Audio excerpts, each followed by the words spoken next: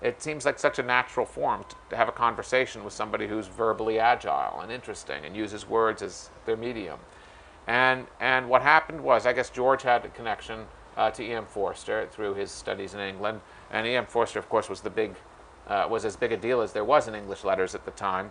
And so they managed to secure an interview with him in the first issue, and they decided we're not going to focus on gossip or biography or literary criticism. We're going to talk in an almost mundane way about craft.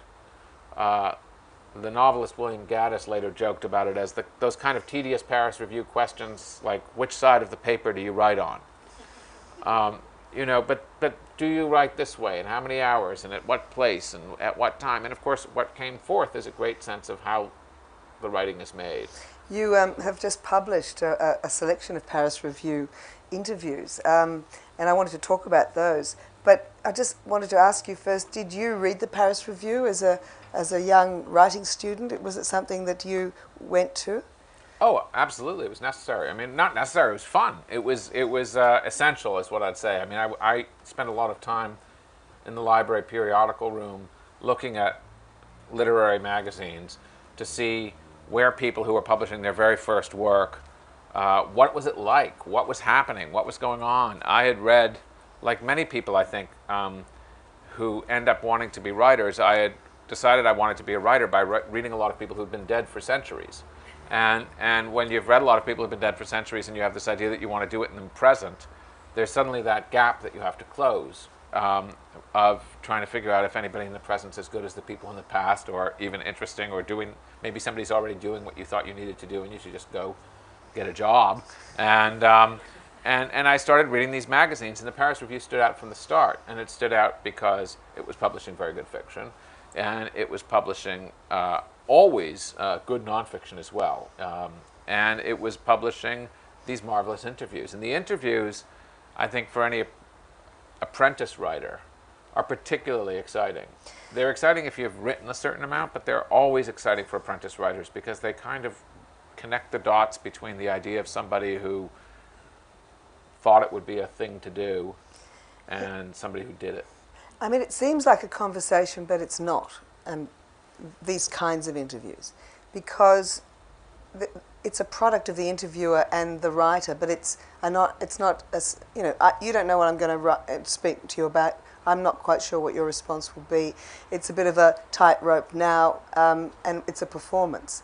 But if we were doing this for the Paris Review, we would have a transcript of what we ended up saying, and then I would send it to you perhaps, and you would go through it. What is the process? Because it would be a worked over conversation. Well, the process has changed over the years in technology, but not in its sort of conception. And the conception is that you make a transcript of conversations, usually several sessions of several hours apiece, ideally, though some have come out of one very good session. You make the transcript, and the fact is that transcripts of conversations are kind of dreadful. They don't all have the quality of Bush, Pear, and Feast in their inarticulateness, but they have a little bit of that strange quality of people who probably, if you looked at a transcript of what we've said so far and what I've said so far, there'd be all sorts of missing adjectives, and the verbs wouldn't connect with the thing they were supposed to connect with, and I don't even know the parts of speech by name well enough to know it. But you're talking about copy editing. That's but it's bigger than that. It's conceptual. Well, that's because different. There's a concept in a sentence, and if you're talking to somebody whose business is to write for themselves, and when they put it out, they're done with it. That's the sentence they meant to write, or it's certainly the sentence they agreed to publish. And then you're asking them to speak, and you're asking them to speak about how they do it. There's a reason to turn at a certain point, and after copy editing it and boiling it down, to turn it back to them and say, have a look.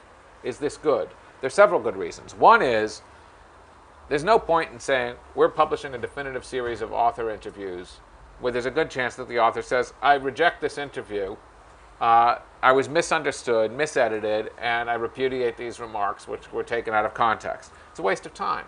That's fine if you're dealing with public figures who are always taking back their remarks because, in fact, they usually take back the remarks that were honest, right? But when you're interviewing non-public figures, non-politicians, you're assuming that you're interviewing people who aren't liars for a living. And so you're talking to novelists aren't liars for a living? No, they're fiction writers. There's a big difference between a fiction writer and a liar, which is a fiction writer is interested in telling the truth, albeit by invention. And a liar is somebody who's interested in deceiving you. And in these interviews, there are collaborations, not confrontations. They're not gotcha.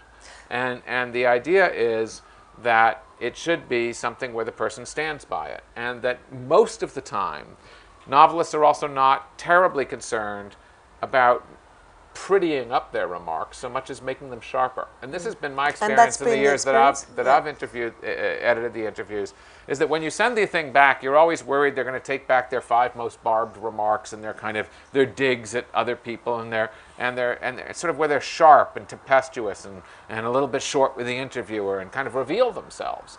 And in fact, quite often those are the things that they do fix and they sharpen them. They say, yes, that's right, I really can't stand that. And not only can't I stand it, let me make it clear why. Or so.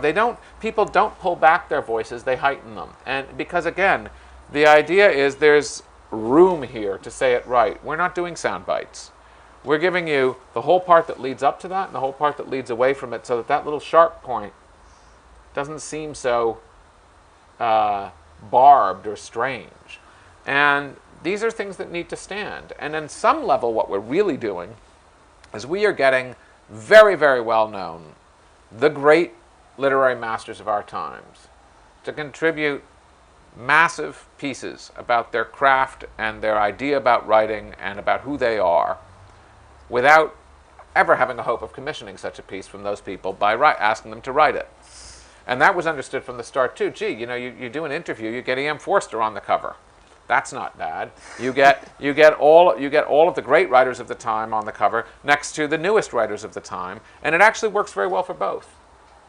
Because the great writers don't want to be stuck in a museum, and the new writers are thrilled to be there next to the Nobel laureate of last year.